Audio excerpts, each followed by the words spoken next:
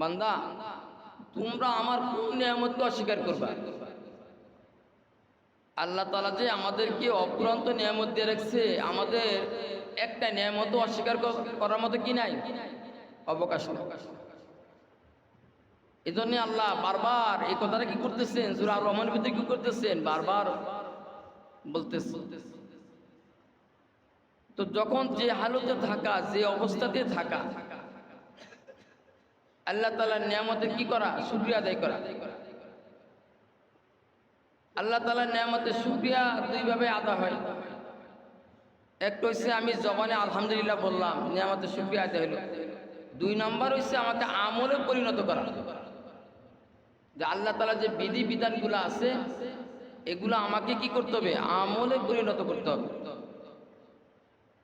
তাইলে আল্লাহ তাআলার নিয়ামতের কি হবে, শুকরিয়া আদায় করা হবে।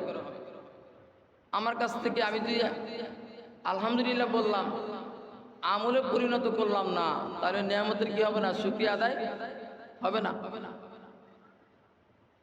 এজন্য যখন যে হালতে থাকা, যে অবস্থাতে আমি থাকি না কেন, সুস্থ থাকি আর অসুস্থ থাকি, সবসময় কি করা, আল্লাহ তাআলার নিয়ামতের কি করা, শুকরিয়া আদায় করা। কেননা সুস্থ তো এটা আল্লাহ তাআলার নিয়ামত, অসুস্থ থাকা এটাও আল্লাহ তাআলার নিয়ামত। এজন্য আল্লাহ তাআলার কাছে বল, আল্লাহ অসুস্থতা তোমার নিয়ামত, আমি বহন করতে পারতেছি না, তুমি আমাকে সুস্থতার নিয়ামত দান করো। আমরা তো মনে করি অসুস্থ হইলে আমাদের ধারণা যে মনে সবচেয়ে বেশি পাপ করছে তাকে মনে আল্লাহ প্যারালাইসিস দিচ্ছে, এটা আমাদের ধারণা। না, ধারণা এরকম ভুল।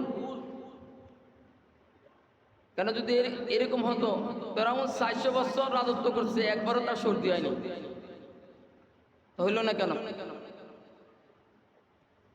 অসুস্থতা নিয়ামত, তার মানে আল্লাহ তাআলা আমাকে যে মাকাম দিবেন, আমি আমার আমলের দ্বারা মাকামে উঠতে পারিনি। আমাকে যে পরিমাণ আমল করার কথা ছিল, আমার জন্য যে মাকাম আল্লাহ তাআলা নির্ধারণ করে রেখেছেন, আমি এ পর্যন্ত উঠতে পারিনি। তো আল্লাহ তাআলা এবার অসুস্থতা দিয়ে আমাকে কি করতেছে, আমার গুনাহগুলো মাফ করতেছে, আমার মাকামকে কি করতেছেন, বাড়াইতেছেন। এই জন্য নিয়ামতের শুকরিয়া আদায় করা। অসুস্থ থাকলে কি করা, নিয়ামতের শুকরিয়া আদায় করা। আমরা তো বুঝি না, আমরা মনে করতেছি আল্লাহ, আবার অনেক সময় আমরা বলিও বলি যে আল্লাহ আমাকে এত রূপ দেয়, আমি নামাজ পড়ি, রোজা রাখি, আমি তো দানশীল, আমি তো দানও করি, মনে আল্লাহ আমারে অন্য কারো চোখে দেয় না, আমারে দেয়। নাউজুবিল্লাহ। আমরা কি করতেছি, আসলে কথা আমার বলা কিরকম ধরন দরকার ছিল বুঝতে পারতেছি না। এজন্য অসুস্থ হওয়া এটাও নিয়ামত, এটা আমাদের সম্ভব না, নিয়ামত সহ্য করতে পারতেছি না। আল্লাহর কাছে বল, আল্লাহ তুমি যে নিয়ামত দিছো এটা বহন করতে পারতেছি না, আমাকে সুস্থতার নিয়ামত দান কর। তো আমরা বলবো কার কাছে, আল্লাহর কাছে। দোয়া করবো কার কাছে, আল্লাহর কাছে। এজন্য কিতাব আছে আদ-দুআউ মুখলুল ইবাদ, দোয়া হইছে ইবাদতের মগজ। মুখ শব্দতে ব্যবহার করছে মুখলুল ইবাদ, দোয়া হইছে ইবাদতের কি, মগজ। এখন তো আমরা দোয়ার কথা ভুলিয়ে গেছি। আমাকে যে দোয়া করা দরকার, বিশেষ কতগুলো সময় আছে। যেমন আজকে শুক্রবার দিন, শুক্রবারে বিশেষ কিছু সময় আছে, আল্লাহর কাছে দোয়া করলে আল্লাহ দোয়া কবুল করে। আজান ইকামাতের মাঝখানে আল্লাহ তাআলা কি করে, দোয়া কবুল করে। আজান আর ইকামাতের মাঝখানে আল্লাহ তাআলা কি করে, দোয়া কবুল করে। সূর্য ডুবার আগ মুহূর্তে আল্লাহ তাআলা কি করে, দোয়া কবুল করে। আপনি মাগরিবের পরের সময় আপনি কি করেন, দোয়ার ভিতরে মশগুল থাকতে পারেন, এই সময় আল্লাহ তাআলা দোয়া কবুল করে। রাত্রে আপনি তাহাজ্জুদ পড়েন, ওই সময় দোয়া করেন, বেশি লম্বা সুরাও দোয়া করেন, ওই সময় আল্লাহ তাআলা দোয়া কি করে, কবুল করে। তো বিশেষ কিছু মুহূর্ত আছে দোয়া করার, এই সময়গুলোকে কাজে লাগানো, কিন্তু আমরা তো পারতেছি না। আমরা মসজিদে আইসা, মসজিদে আসলে কথা বেশি বাড়ে,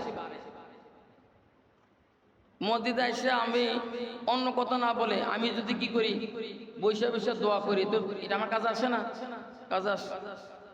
কিন্তু আমরা এসে কি করি, গল্প করি, কার কি হইলো, রাস্তাঘাটে কি হইলো, বাজারে কি হইলো, দোকানে কি হইলো, ব্যবসার কি হইলো, আইসা মসজিদের বানালাম বাজারের মতো। অত এইখানে এসে আমার আমল করা দরকার, এখানে এসে কি করা দরকার, আমল করা দরকার। কিন্তু সময়টাকে আমি কি করতেছি না, কাজে লাগাইতেছি না। এজন্য হাদিস আছে, 3 ব্যক্তির দোয়াকে আল্লাহ তাআলা কি করে না, ফিরাই দেয় না। আসসাইমু হাত্তা ইফতির, আসসাইমু হাত্তা ইফতির, অর্থাৎ যতক্ষণ রোজাদার ব্যক্তি ইফতার না করে, এই মাঝখানে যে সময়টুকু, এই সময়ের ভিতরে যতবার দোয়া করবে আল্লাহ তাআলা তার দোয়া কি করবে, কবুল করবে, দোয়া ফিরাই দিবে না। আল ইমামুল আদিল, পরান বাদশা, ইনসাফগার বাদশা, সে যদি দোয়া করে আল্লাহ তাআলা তার দোয়া কি করবে না, ফিরাই দিবে না। এখন আমি হাদিসে তো বাদশার কথা বলছি। এখন বিচার তো সবাই করি, আমরা গ্রামও করি, সামাজিক ভাবে আমরা কি করি, বিচার করি। এই বিচার আপনি যে কোনো বিচারের ক্ষেত্রে আপনি নিয়ে যান, বিচার যদি আপনি ইনসাফ মতে করতে পারেন, তাহলে আপনার জন্য তো একই হুকুম। আপনি দোয়া করবেন, আল্লাহ তাআলা কি করবে, দোয়া কবুল করবে। এখন তো আমরা তো সামাজিকভাবে বিচার করতে গেলে আত্মীয়তা, ভাই বেড়াদার, এগুলোর পিছনে কি করি, টানাটানি করি, ইনসাফ যেটা ওটা করতে পারতেছি না। এজন্য আপনি যে কোনো ক্ষেত্রে যান, ইনসাফের থাকার জন্য কি করা, চেষ্টা করা, যে আমার কাজকর্ম, আমার বিচার জন্য ইনসাফের বাইরে না যায়, এদিকে কি করা, লক্ষ্য করা। 3 নম্বরে দাওয়াতুল মাজলুম, মাজলুমের দোয়া আল্লাহ তাআলা কি করে না, ফিরাই দেয় না। মাজলুমের দোয়া আল্লাহ তাআলা কি করে না, ফিরাই দেয়। এজন্য যিনি মাজলুম, আল্লাহ তাআলার কাছে দোয়া করলে আল্লাহ তাআলা কি করে, তার দোয়া কি করে, কবুল করে নেয়। এজন্য আমি যে আয়াত তেলাওয়াত করেছি, ইয়া আইয়ুহাল্লাযীনা আমানু তুবু ইলাল্লাহি তাওবাতান নাসুহা,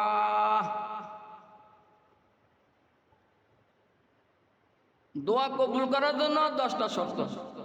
দোয়া কবুল করার জন্য কয়টা শর্ত, 10টি। প্রথম নাম্বার, দোয়া আপনাকে আমাকে হালাল রুজি কি করতে হবে, উপার্জন করতে হবে। ভাই কি করতে হবে, হালাল রুজি। আমি যে কামাই করতেছি, আমি যে ব্যবসা করতেছি, আমি যাই করি, আমার উপার্জন যেন কি হয়, হালাল। উপার্জন কি হয়, হালাল। এই হালাল উপার্জন যদি আমি করি, এই হালাল খাদ্য যদি আমি খাই, এই খাবারটা খাই, আল্লাহর কাছে দোয়া করি, তো আল্লাহ তাআলা অবশ্যই আমার দোয়া কি করবে, কবুল করবে। হুজুর সাল্লাল্লাহু আলাইহি সাল্লাম বলতেছেন, লা ইয়াদখুলুল জান্নাতা গুযিয়া বিল হারাম, হারাম ভক্ষণকারী শরীর কখনো জান্নাতে প্রবেশ করিবে না। আমি যদি হারাম খাদ্য খাই, হারাম খাদ্য দ্বারা আমার যে লালিত পালিত শরীর, যে রক্ত মাংস গড়াইলাম হারাম দ্বারা, এই শরীর নিয়ে যদি আমি আল্লাহ তাআলার কাছে দোয়া করি, আল্লাহ তাআলা আমার দোয়া কি করবে না, কবুল করবে না। এজন্য আমার প্রত্যেকটা কাজের দিকে কি করা, লক্ষ্য করা। আমার কামাই রোজগার হোক, আমি ডাল ভাত খেতেছি, হোক আমি ডাল ভাত খেতে পারতেছি, এমন লোক আছে ডাল ভাতও তো সে খাইতে পারতেছে না। এজন্য আমাকে হারামের উপায় কি করা যাবে না, গ্রহণ করা যাবে না। হালালের উপরে আমাকে কি করতে হবে, অটল থাকতে হবে। আমরা নামাজের পরস্পরই 14টি, প্রথম শর্ত কি বলি, শরীর পাক কাপড় পাক, শরীর পাক কাপড় পাক। শরীরটা আমার বাহ্যিক পাক হবে ওযু গোসলের দ্বারা,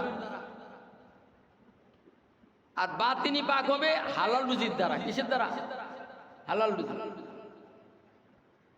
আমার পোশাক আমি ধুয়ে নিলাম, পাক হয়ে গেল বাহ্যিক,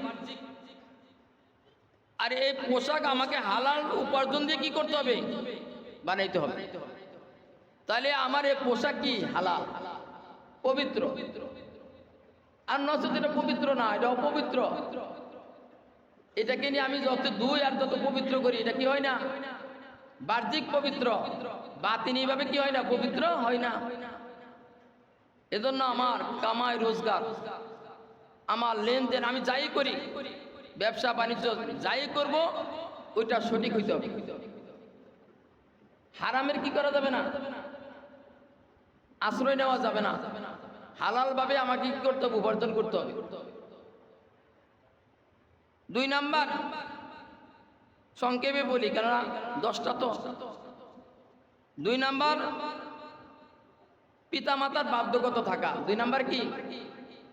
দোয়া কবুল হওয়ার জন্য 2 নাম্বার শর্ত পিতামাতার বাধ্যগত থাকা। পিতামাতার অবদ্ধ থাকা যাবে না। সন্তান পিতামাতা অনেক কষ্ট করে লালন পালন করেছে, এটা আপনি বুঝবেন কোন সময়? আপনার যখন বিয়ের পরে একটা বাচ্চা আছে, তখন আপনি বুঝবেন যে আমার পিতামাতা আমাকে কিভাবে লালন পালন করছে। আপনার সন্তান একটু রোদে থাকুক, এটা আপনি চান না। আপনার সন্তানকে কেউ মারুক, এটা আপনি চান না। এটা আপনার কাছে ভালো লাগে না। আপনার সন্তান কোনো খাবারের ব্যাপারে কষ্ট পাক, এটা আপনি চান না। আপনার সন্তানকে আপনি যেভাবে লালন পালন করছেন, তদ্রূপ আপনার পিতামাতাও আপনাকে ওইভাবে কি করেছে? লালন পালন করছে।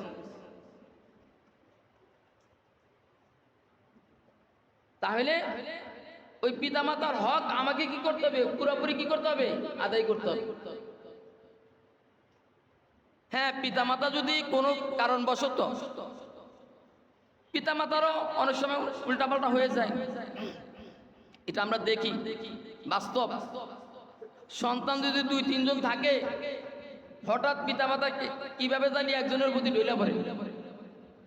দেখা যায় অনেক সময় ছোট সন্তানকে বেশি ভালো জানে, আবার কোনো সময় বড় সন্তানকে ভালো জানে, অর্থাৎ যে কোনো একজনকে তাদের মনের থেকে একটু কি করে? ভালো জানে। আর কিছু সন্তানও আছে, এই ভালো জানাটাকে সে কি করে? সৎ ব্যবহার করে না, অসৎ ব্যবহার করে। কারণ দেখে পিতামাতা আমার কথা শুনে, তো এবার পিতামাতাকে আস্তে আস্তে বলে আমার তো এই সমস্যা, ওই সমস্যা, এই সমস্যা, কি করো? আমাকে তোমার জমিটা বেচতে দাও, টাকা দাও। তখন এই অন্য ভাইরা আবার তখন কি করে? মন কি হয়ে যায়? বাপ মার থেকে একটু দূরত্ব বজায় রাখে। কারণ রাগ, বাবা তো আমার ওই ভাইকে দিছে, আমাকে দেয়নি, বাবার দিকে আমি দেখবো না। বাবাকে তো বাবা কি করছে? আমার ওই ভাইকে দিছে, আমাকে দেয়নি। তাহলে আমি কেন বাবা পিতামাতার খেদমত করব? এখন দেখেন এখানে বাবা মা দোষ করছে, এজন্য তারা আল্লাহর কাছে কি করতে হবে? জবাব দিতে হবে। কেন আমি যদি আমার যে কজন সন্তান আছে এদেরকে যদি একরকম না দেখতে পারি, হকের ব্যাপারে যদি আমি একই রকম না দিই, তা আমি হকের কি করলাম? হক নষ্ট করলাম না। এজন্য আল্লাহ তাআলার কাছে তারা কি করবে? জবাব দিয়ে করবে। কিন্তু আমি সন্তান হিসেবে এই জন্য বাবা মার বিচার করার এখতিয়ার আল্লাহ তাআলা আমাকে দেয়নি। এজন্য আমি আমার বাবা মার কি করতে পারবো না? বিচার করতে পারবো না। হ্যাঁ, আমার যে হক আছে আমি আমার হকটা আদায় করার জন্য কি করব? চেষ্টা করব।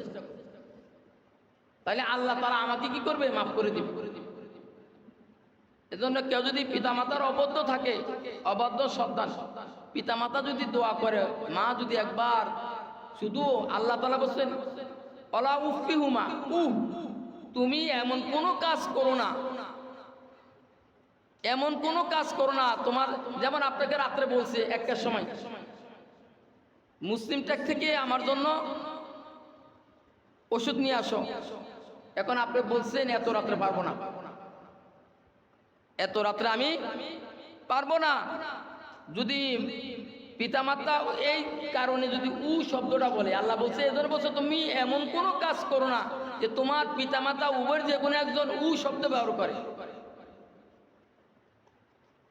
শব্দ যেন ব্যবহার না করে, তোমরা এরকম কোনো ব্যবহার করো না। এজন্য তো আল্লাহ তাআলা কোরআনে বলতেছেন ওয়াকাযা রাব্বুকা আল্লা তা'বুদু ইল্লা ইয়্যাহু ওয়া বিল ওয়ালিদাইনি ইহসানা, তোমরা আমার ইবাদত করো। কে বলতেছে? আল্লাহ। তোমরা আমার ইবাদত করো, ইবাদতের পাশাপাশি তোমরা তোমাদের পিতামাতার সাথে সদ্ব্যবহার করো। ইবাদতের পরে তোমরা কি করো? পিতামাতার সাথে সদ্ব্যবহার করো। অসৎ ব্যবহার করা যাবে না, যাবে না। আজকে তো আমরা বুঝতে পারতেছি না। আজকে আমি বিবাহ করার পরে আমি আমার সন্তান, আমার স্ত্রীকে পেয়ে আমি আমার বাপ মার কথা কি করি? ভুলে যাই। এই বাপ মা যদি আমার জন্য বরদোয়া করে, আমি যত টাকার মালিকও হই না কেন দুনিয়াতে শান্তিতে থাকতে পারবো না।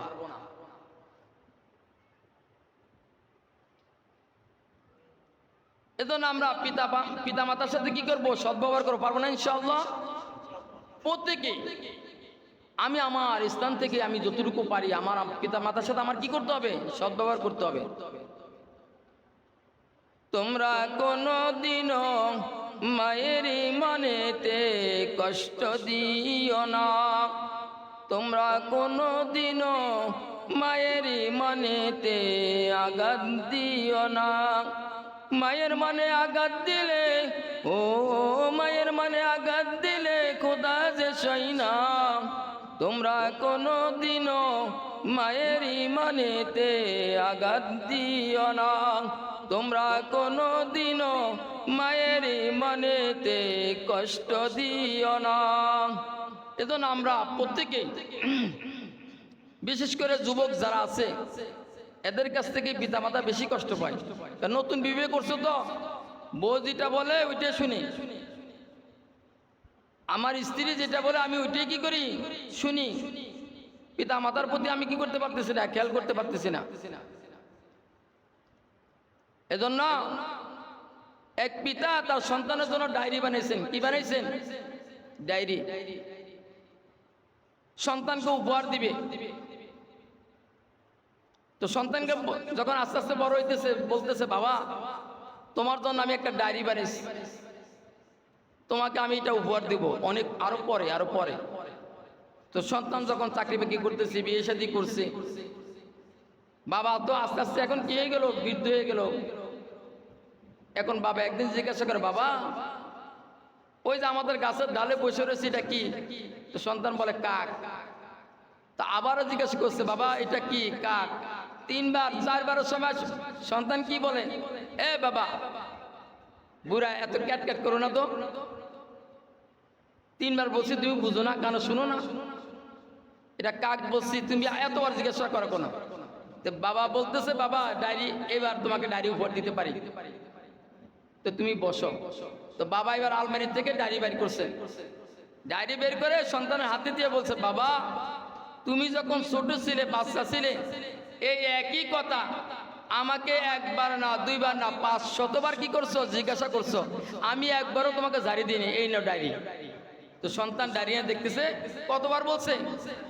500 বার। একই শব্দ কতবার বলছে? আর আমি বলছি মাত্র কতবার? 3 বার। আমি কতবার? 3 বার। এই তো আমাদের মেজাজ, এই তো আমাদের তবিয়ত। তাহলে বাবা তার সন্তানকে অনেক কষ্ট করে কি করছে? লালন পালন করছে। পিতামাতা তার সন্তানকে কি করছে? এটা বুঝার জন্য আমরা যারা বিয়ে করছি, আমি আমার সন্তানের দিকে তাকাইলে এটা বুঝে আসি। কে বুঝানো লাগে না। যে পিতা মাতা সন্তানকে কিরকম ভালোবাসে, কিভাবে মহব্বত করে।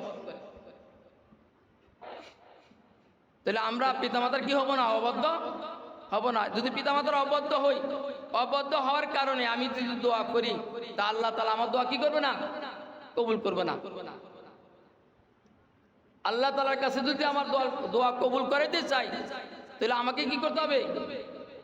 পিতামাতার বাধ্যগত থাকবো না ইনশাআল্লাহ। 3 নাম্বার, আত্মীয়তার সাথে সম্পর্ক বজায় রাখা। আত্মীয়ের সাথে সম্পর্ক কি রাখা? বজায় রাখা। হুজুর সাল্লাল্লাহু আলাইহি সাল্লাম বলেন, লা ইয়াদখুলুল জান্নাতা কাতিউন, আত্মীয়তা ছিন্নকারী জান্নাতে প্রবেশ করিবে না। কে বলছেন? আল্লাহ রাসূল বলছেন, আত্মীয়তা ছিন্নকারী জান্নাতে প্রবেশ করিবে না। এখন আমি একটু চিন্তা করি, আমার আত্মীয়তা বজায় কেন থাকে না? ভাইয়ে ভাইয়ে দ্বন্দ্ব কি নিয়ে? ভাইয়ে বোনের সাথে দূরত্ব কি নিয়ে? এই তো বাবার সম্পদ নিয়ে, আর কিছু, অন্য কিছু নিয়ে তো আমাদের ঝগড়া নাই। আমি যতটুকু লক্ষ্য করলাম, আপনারা তো আপনাদের কথাই বাদ দিই, আমি এমন কিছু হুজুরদেরকেও দেখছি এই হকের ব্যাপারে তারও দ্বিমত। অর্থাৎ বোনকে দিতে তাদের কি লাগে? কষ্ট লাগে। বোনের যে হক, আল্লাহ এটা বিধান কে দিছে? আল্লাহ দিছে। কে? ভাইয়ের দুই গুণ, বোনের 1 গুণ, এটা দিছে কে? আল্লাহ। এই 1 গুণও আমরা দিতে কি করি? আপনাদের কথা আমি বাদে রাখছি। আমি বলছি, আমি বিভিন্ন জায়গায় গেছি, কিন্তু আমি দেখছি একজন হুজুর আছে, সেও তার বোনের দিতে কি করে? পুরোপুরি দিতে চায় না। এক অংশ এটা সেও দিতে চায় না। তো আমি চিন্তা করতেছি, যদি আমার অবস্থা এমন হয়, তো জনসাধারণ কি করবে? এরা তো দিবে না, এরা তো নাই করে দিবে। আমাদের অবস্থা যদি এরকম হয় এই হকের ব্যাপারে, তাহলে আমার যারা মুসলিম আছে এরা তো দিবে না, এরা নাই করে দিব। আরে তোমার কিসের হক? তোমার এই বিয়ে দিছি, শাদি দিছি, এই করছি, সেই করছি, টাকা পয়সা দিয়া সব শেষ করে দিছে বাপ মা। আবার আবার আবার হক কিসের?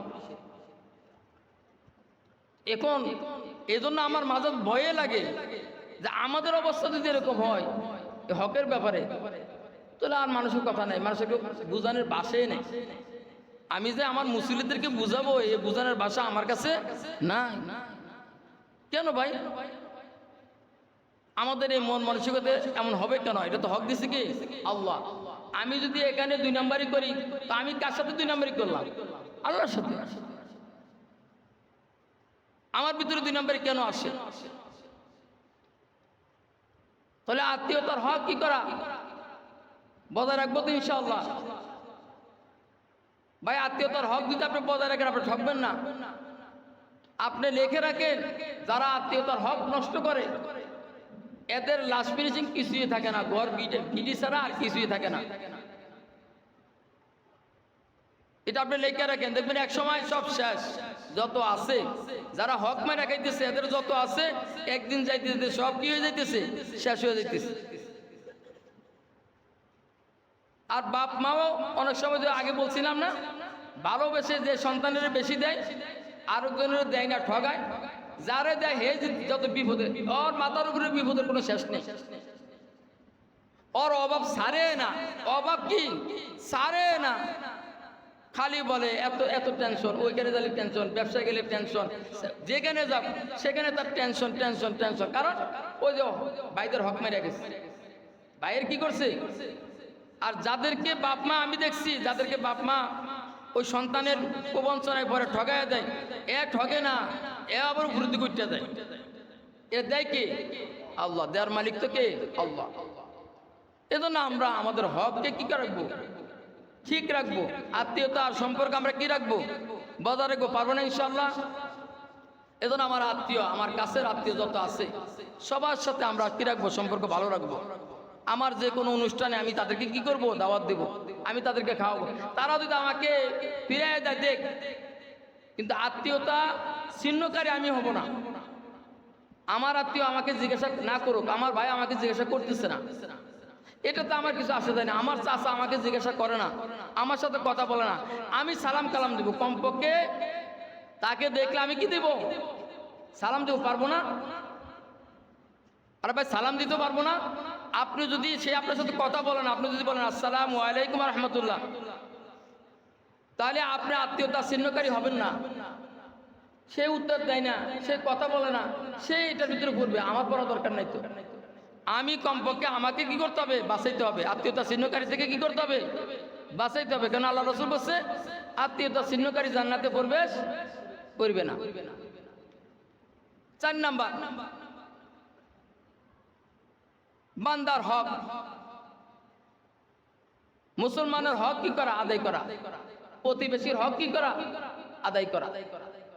আমার যে প্রতিবেশী আছে, চারপাশে যারা আমার বাস করতেছে, আমার অবস্থা ভালো, এখন আমার কাজ কি তাদের খোঁজ খবর নেওয়া, তাদের অবস্থান কি, তারা খাইতে পারতেছে কিনা, তারা চলতে পারতেছে কিনা, তাদের কি করা, খোঁজ খবর নেওয়া। তাদের সাথে ঝগড়া হলে হাদিস সাথে 3 দিনের বেশি তাদের সাথে ঝগড়া 3 দিনের ভিতরে মিটিয়ে ফেলা।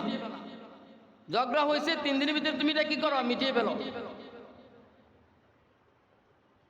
এজন্য কি করা, মুসলমানের হক কি করা, আদায় করা। আজকে তো আমরা মুসলমানে, আমার এক ভাই বিপদ আছে, আমি মনে করি সেই বিপদে আমার সমস্যা কি, এটা তো আমার সমস্যা না, তার সমস্যা।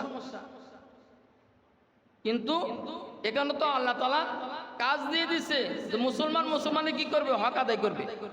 আমার এক ভাই বিপদে পড়ছে, আমার কাজ হচ্ছে আমার ভাইকে কি করা, বিপদ থেকে উদ্ধার করা, বিপদ থেকে কি করা, উদ্ধার করা, এটা আমার কাজ। এজন্য আমরা পারবো না ইনশাআল্লাহ। এজন্য হকুল্লাহর হকুল ইবাদ, আল্লাহর হক ইচ্ছা করলে আল্লাহ মাফ করে দিতে পারে। আল্লাহর হুকুম যদি আমি কোনো আদায় না করি, আল্লাহর হুকুম যদি আমি কোনো কি করলাম, আদায় না করলাম, এটা আল্লাহ মাফ করেও দিতে পারে। আবার আল্লাহ ইচ্ছা করলে এটার জন্য আমাকে শাস্তি কি করতে পারেন, দিতে পারেন। কিন্তু হকুল ইবাদ, বান্দার হক আল্লাহ তাআলা কখনো মাফ করবে না। যার হক তার কাছ থেকে আমাকে কি করতে হবে, মাফ চাইতে হবে। যার কাছে আমি ঋণী, তার কাছে আমাকে কি করতে হবে, না দিতে পারলে তার কাছে ক্ষমা চাইতে হবে, তার কাছে আমাকে কি করতে হবে, মাফ চাইতে হবে।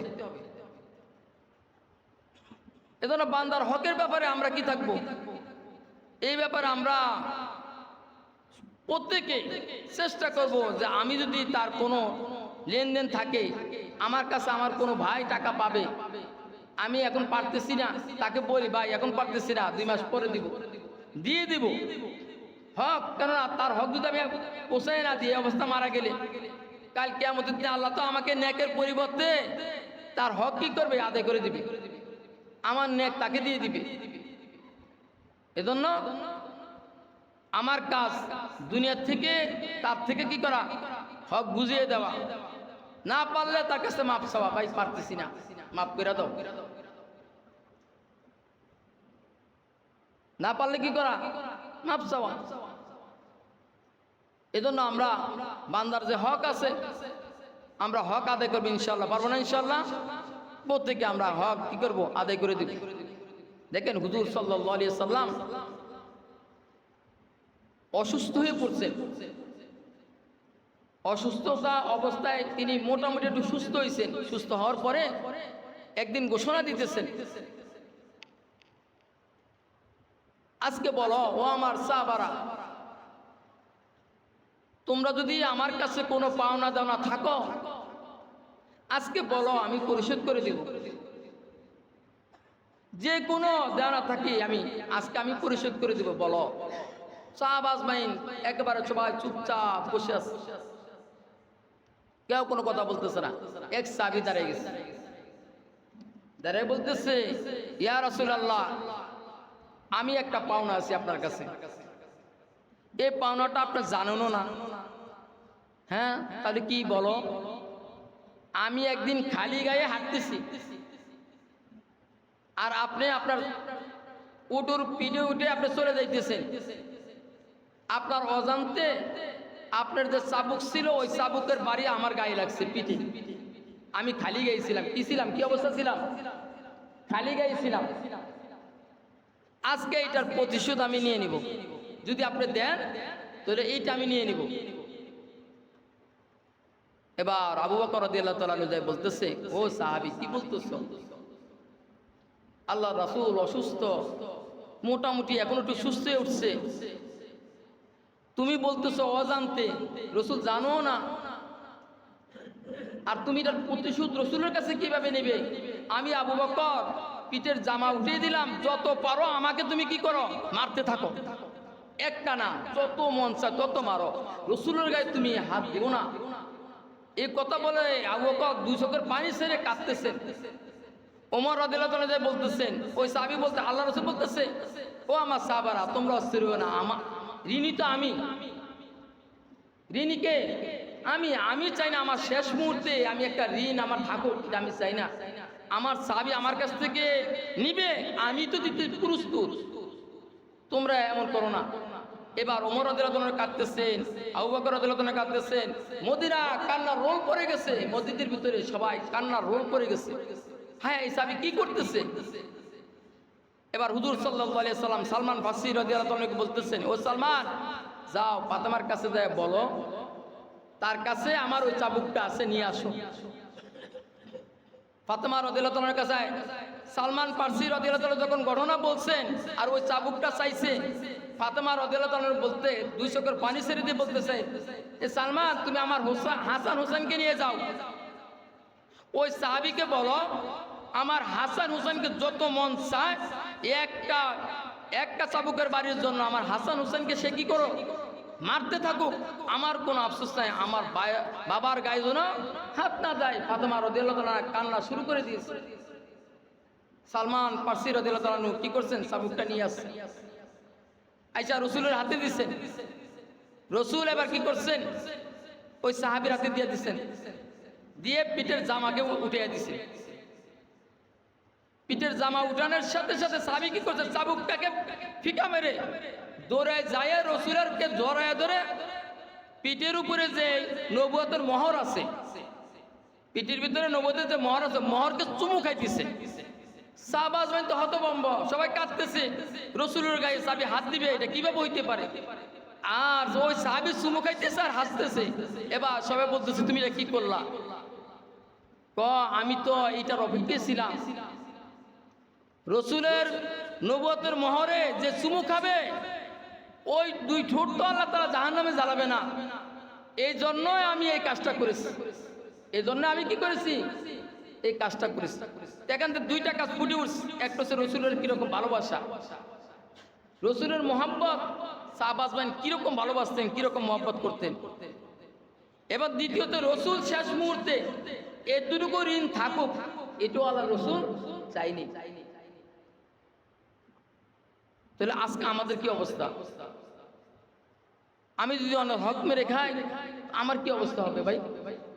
কেন এটা তো হাদিসে আছে স্পষ্ট কথা, আল্লাহ আমাকে মাফ করবে না।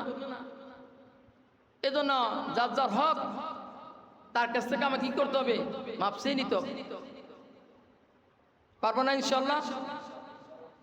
5 নম্বরে আমরু বিল মারুফ নাহি আনিল মুনকার, 5 নম্বর হচ্ছে দাওয়াত।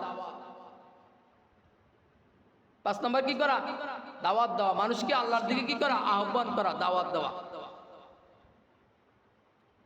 এই দাওয়াত মানুষকে আহ্বান আমি কি জন্য করব? এটা নবী আলা কাজ, নবীদের কাজ। কাদের কাজ? এই দাওয়াতের কাজ কারা করছে? নবীরা করছে। তা আমরু বিল মারুফ নাহি আনিল মুনকার, সৎ কাজের আদেশ করব, অসৎ কাজে কি করব, বাধা প্রদান করব, নিষেধ করব।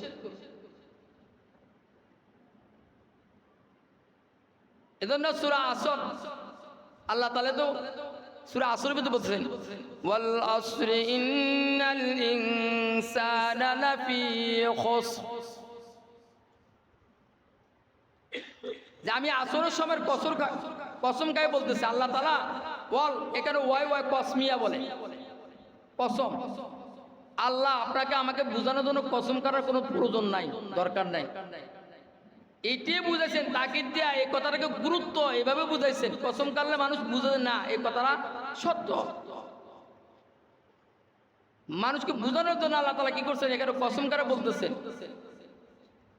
সকল মানুষ ক্ষতিগ্রস্ত, সকল মানুষ কি ক্ষতিগ্রস্ত। ইল্লাল্লাযীনা আমানু ওয়া আমিলুস সালিহাতি ওয়া তাওয়াসাউ বিল হাক্কি ওয়া তাওয়াসাউ বিস সাবর। কিন্তু তারা না, কারা? ইল্লাল্লাযীনা আমানু, যারা কি করছে? ঈমান আনছে। ওয়া আমিলুস সালিহাত, আমল সালেহ করে, নেক কাজ করে। ওয়া তাওয়াসাউ বিল হক, হকের উপরে অটল আছে, হক কথা বলে, হকের উপরে কি আছে? অটল আছে। হকের কি করে? দাওয়াত দেয়। ওয়া তাওয়াসাউ, যে কোনো প্রতিকূলতার মধ্য থেকে সবর করে, যে কোনো প্রতিকূলতার মধ্য থেকে কি করে? সবর করে। এই চার শ্রেণী ব্যতীত সকল মানুষ কি? ক্ষতিগ্রস্ত। এই চার শ্রেণী ব্যতীত সকল মানুষ কি? ক্ষতিগ্রস্ত। তাহলে আমরা ক্ষতিগ্রস্তের ভিতরে পড়বো, এটাকে আমরা চাই? কেউ তো আমরা চাই না। তাহলে আমাকে কি করতে হবে? আমাকে কি করতে হবে ভাই? সৎ কাজের আদেশ, অসৎ কাজে কি করতে হবে? বাধা দিতেই হবে।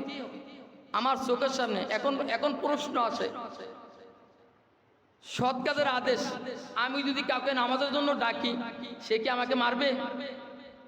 মারে? মারে না। সে কি আমাকে কটু কথা বলে? বলে না। সে কি আমাকে ধাক্কা দিয়ে পাঠিয়ে দিছে? না আসতে পারলে কি বলে? হুজুর চলে যান, পরে আসবো বা দেখতেছি, একটা কথা বলে, কিন্তু আমার সাথে কি হয় না? রাগ হয় না। এখন আমি এই সৎ কাজের কথাটাই বলতে পারতেছি না। আর একটা মানুষ অসৎ কাজ করতেছে, আমি দেখে তাকে বাধা কিভাবে দেব? আরে এই সময় গেলে তো মাথা সামনে একটা বাড়ি দিয়েও দিতে পারে। সৎ কাজ যদি আমি নাই করতে পারি, তো অসৎ কাজ বাধা কিভাবে দিব? এই সাহস তো আমার আসবে না। এজন্য কিতাব আছে, যদি তোমার শক্তি থাকে তুমি কি করো? হাতের দ্বারা কি করো? জবানের দ্বারা তাকে কি করো? নিষেধ করো। শক্তি থাকে তাকে কি করো? প্রহার করো। যদি এতটুকু শক্তি না থাকে, দেলে দেলে ঘৃণা করো, দেলে দেলে কি করো? তাহলে এটা যে হাদিসে আছে, এটা হচ্ছে তোমার নিম্নমানের ইমান। তোমার ইমানটা একেবারে কি? নিম্নমানের।